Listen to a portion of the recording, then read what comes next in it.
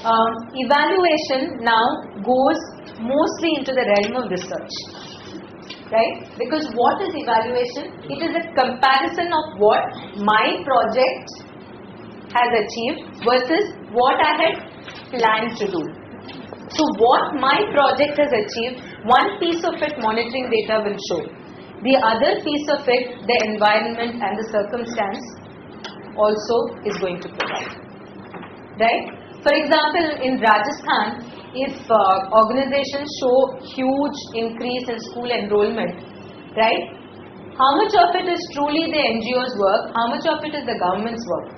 The government in Rajasthan, SSA has been implemented the best in Rajasthan. So how much of it is because the government is also providing a boost over there?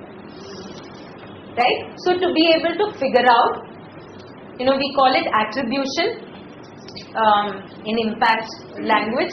How much of that work is attributable, if there is a word like that, attributed to my work, right? And how much of it is because of the environment, right? It looks at what you set out to do, what you accomplished, and how you accomplished it, right? The how are process indicators that we spoke about through monitoring. Now, evaluation, I can do an evaluation throughout the life of my project, right?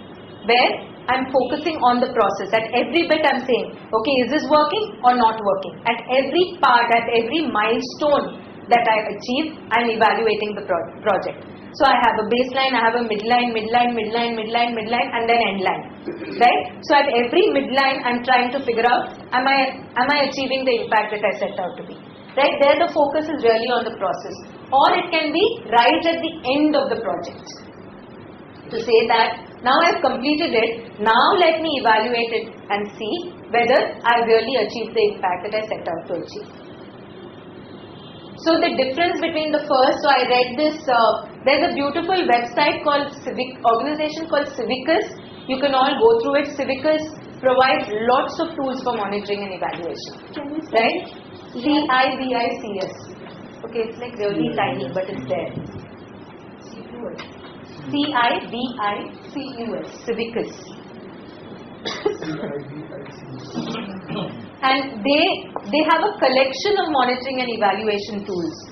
So in that, in fact, there I said that what they've said is that formative evaluation is like a checkup, and then a summative evaluation is like an autopsy. Abhi ho gaya, tab kuch khatam ho gaya. Now let me find out patient kyun mar gaya. So it's like that, a little bit like that.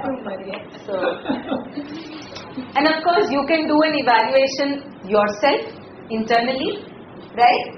And you can do an external evaluation. Get an external, objective, unbiased evaluator come and do it.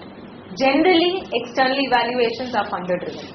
Funders ask for an external evaluation, they pay for an external evaluation. It is an expensive process because it means somebody external coming and spending 3 to 6 months with you, figuring out, really whether the indicators that you have are the indicators that work, or they frame their own indicators, they go out, collect the data, analyze it. Internal evaluation, we do it ourselves, right? Internal evaluation, we know exactly what needs to get evaluated. We can be honest about it. If the internal evaluation is to inform ourselves whether we've done the job that we set out to do or not, we're pretty honest about it.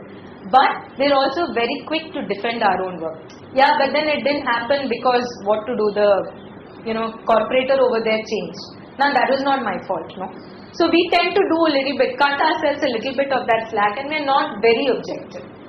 But otherwise, large external evaluations are pretty expensive.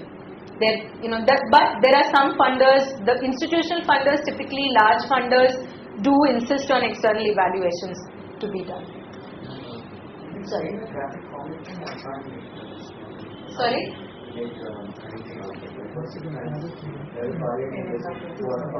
he is looking at it from the point of the pit latrine to the water pump. This guy is doing it from the water source to this. So it's different ways of looking at the same thing. That's what is true.